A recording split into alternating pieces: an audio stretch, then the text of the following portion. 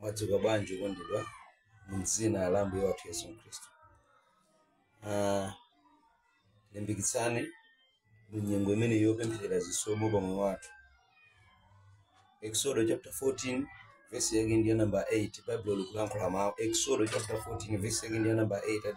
Ndipo Yehova analimbitsa mtima wa Farao, mfumu ya Igupto, ndipo iye analondola ana a Israeli. Koma ana a Israeli adatuluka ndi dzanja lokwezeka. Ana a Israeli adatuluka ndi dzanja lokwezeka. Amvetsera kuti ana a Israeli adatuluka ndi dzanja lokwezeka.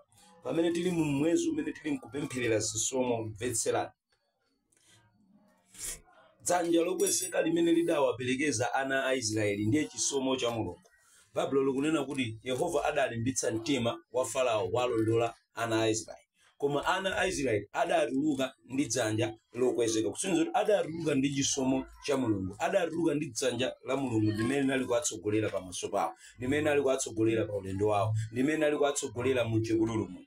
Ndimafuna ndikukumbutseni, ndimafuna ndikulimbikitseni kunena kuti munyengo yanuyo mukuyenera kuyenda ndi dzanja la Mulungu. Munyengo yanuyo mukuyenera kuyenda ndi chisomo cha Mulungu. Munyengo yanuyo mukuyenera kuyenda ndi chipambano cha Mulungu.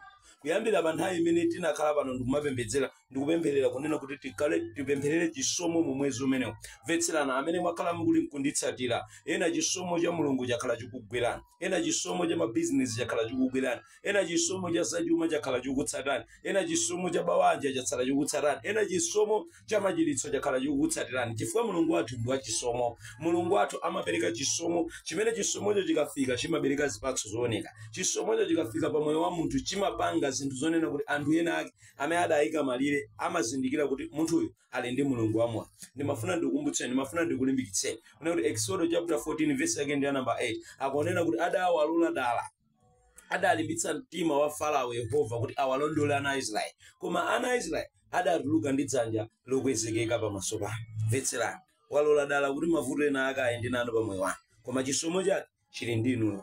Walola dala kuti banja lanu likhale losautsika, koma chisomo cha Mulungu chili ndi inu.